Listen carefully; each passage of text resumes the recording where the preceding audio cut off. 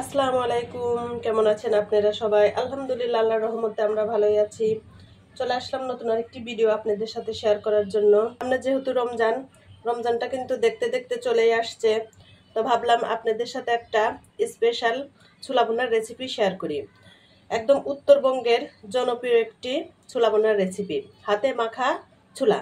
এটা দেখতে দেখেন যেরকম সুন্দর হয়েছে, এটা খেতেও কিন্তু আলহামদুলিল্লাহ অনেক মজা। তো চলুন কথা না বাড়িয়ে এত সুন্দর হাতে মাখা ছোলাটা কিভাবে কি দিয়ে তৈরি করে ফেললাম সেটা একটু দেখে নেই। হাতে মাখা ছোলাটা করার জন্য আমি এখানে আমার প্রয়োজন মতো ছোলা নিয়ে নিয়েছি। দিয়ে দিচ্ছি আধা কাপ পেঁয়াজ, আর গোটা একটা রসুন দিয়ে দিচ্ছি। আদা রসুন একসাথে পেস্ট করে নিয়েছি, সেটা দিয়ে দিলাম 1 টেবিল চামচ। জিরা বাটা দিয়ে দিলাম 1 টেবিল চামচ। আপনার জিরার গুঁড়াটাও দিতে পারেন।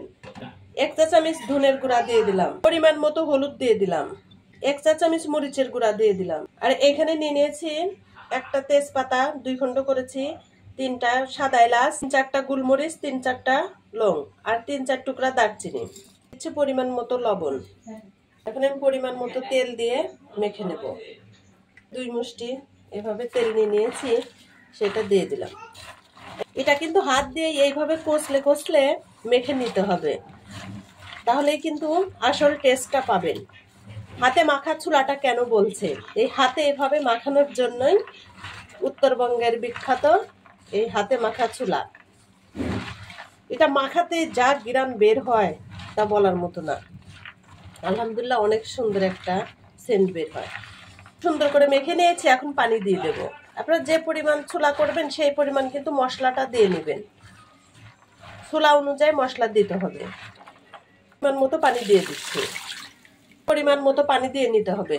এই যে ছোলাটা একদম কিন্তু ডুবে যাবে, চুলায় চলে যাব।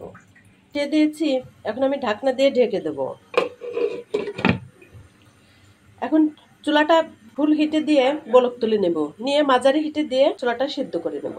উঠে গেছে, আমি এখন চুলাটা একদম লো হিটে দিয়ে নেব। এই যে পানিটা একদম শুকনো শুকনো হয়ে যাচ্ছে, এখানে যে একটু কাঁচামরিচ দিয়ে দিচ্ছি। আমি 3টা কাঁচামরিচ মাঝখান থেকে ভেঙে দিয়ে দিলাম, জাস্ট একটু ছোলা থেকে ফ্লেভার আসার জন্য। ছোলা থেকে তেল বের হয়ে গেছে, তারপরে ছোলাটা একদম সুন্দর হয়ে গেছে। একদম এই যে মাখা মাখা কত সুন্দর, আর কত সুন্দর কালার হয়েছে মাশাআল্লাহ। দেখেন ঠিক না, এরকম মাখা মাখায় রেখে দেবো। তখন আমি নামিয়ে নেব। এই যে আমার ছোলা বোনাটা করা শেষ। দেখেন কত সুন্দর কালার হয়েছে মাশাআল্লাহ। একদম হাতে মাখা ছোলাটা ঝটপট ভাবে সুন্দরভাবে করে নেওয়া যায়। তাহলে যেহেতু রোজা আসছে, এটা কিন্তু একদিন করে রেখেও 3-4 দিন খেতে পারবেন। কষ্ট করে রেখে দিলে সুন্দর হয়ে যাবে। এই ছোলা বানার রেসিপিটা যদি আপনাদের কাছে ভালো লেগে থাকে, তাহলে আমার ভিডিওতে একটা লাইক দিয়ে ভিডিওটা শেয়ার করে দিবেন। আপনারা সবাই অনেক ভালো থাকেন, আল্লাহ আমাদেরকে ভালো রাখুক। আল্লাহ হাফেজ, আসসালামু আলাইকুম।